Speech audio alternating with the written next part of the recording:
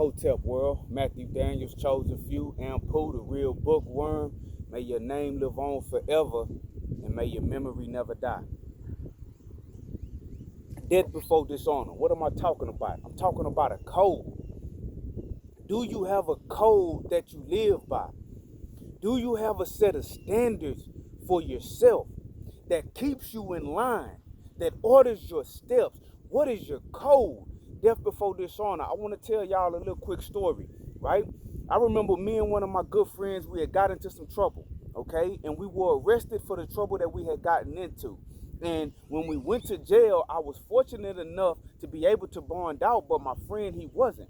And so while I was out on bond, he ended up pleading guilty to the crime and signing for 7 years. And so my lawyer came to me and told me, guess what, Matt? I have a way that you can get out of this thing. I have a way that you can get out of this thing, and you will not have to serve any jail time, any prison time. And so I told him, that sounds fantastic. What is it? And he told me, since your friend has already confessed to the crime by signing guilty and agreeing to a plea deal for 7 years, all you have to do is put all the blame on him, and you can get away scot-free. I don't think you heard me. I said me and my friend, we got into some foolishness and did something that we had no business doing. We were caught. We went to jail. I bonded out. And while I was out on bond, my friend signed for time, pled guilty, and got 7 years. And my lawyer told me that he had a way for me to get out of it without serving any time, if only I would place all of the blame on him, my friend, who I did this with.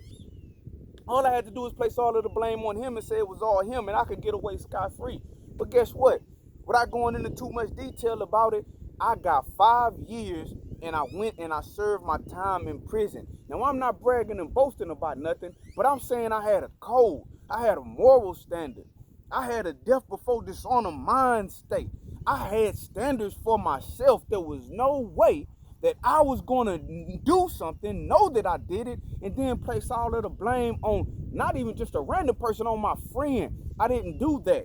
So I want to tell you guys, what is your code, right? What is your code? And I don't want you to apply this to any type of street logic. I was just giving you an example. I want to ask you something, right? What is your family name, right? Do your parents have a legacy? Do you want to leave a legacy for your children? Death before dishonor is some things that you should be ready to die before you dishonor. My father, my mother, they're great individuals, right? I would die before I would disrespect my parents and before I would dishonor my parents, right? My family, my bloodline, the legacy that I come from, the cloth that I'm cut from, I would rather die before I dishonor that. And because I have that set code, that guideline, I'm successful at life. Because I'm going to tell you something. Nobody wants to be around individuals that they cannot trust.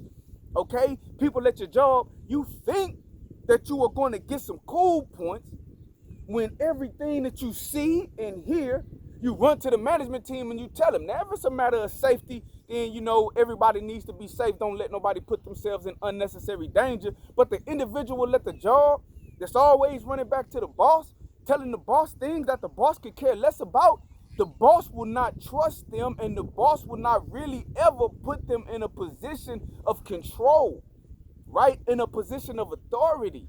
Because deep down, nobody likes an individual that does not have a code, especially if you partake in some of the stuff, right? I was a manager for McDonald's. I say it all the time.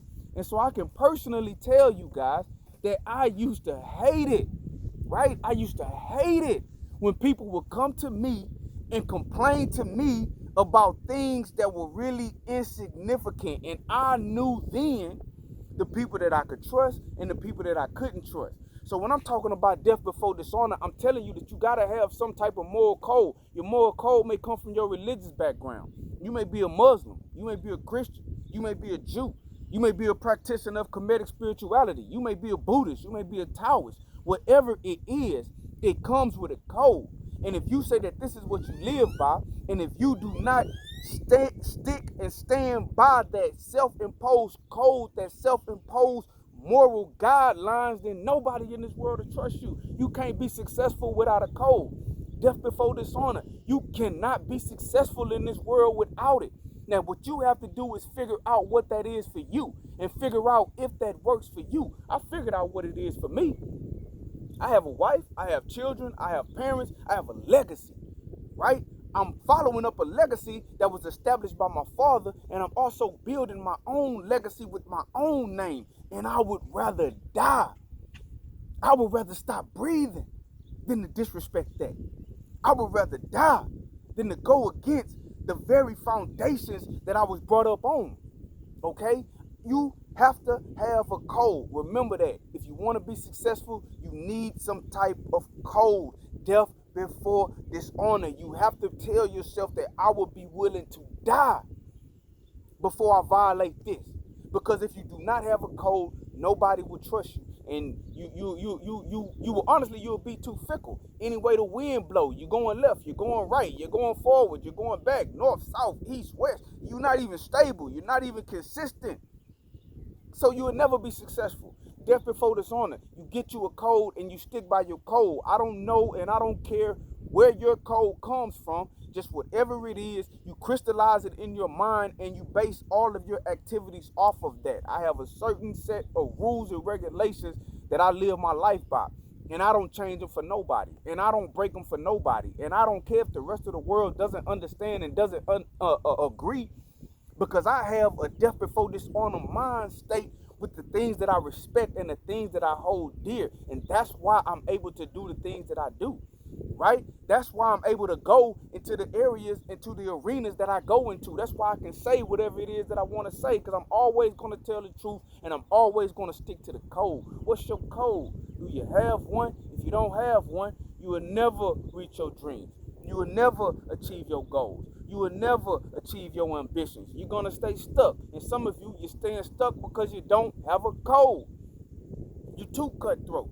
You're too shady, right? You're too shiesty. You're a snake, right? You cannot be trusted. If you cannot be trusted, you will never be successful. Listen to what I'm telling you. If you cannot be trusted by someone, you will never be successful. Death before dishonor. Matthew Daniels, The Chosen Few, Ampoule, The Real Bookworm. May your name live on forever and may your memory never die. Hotel.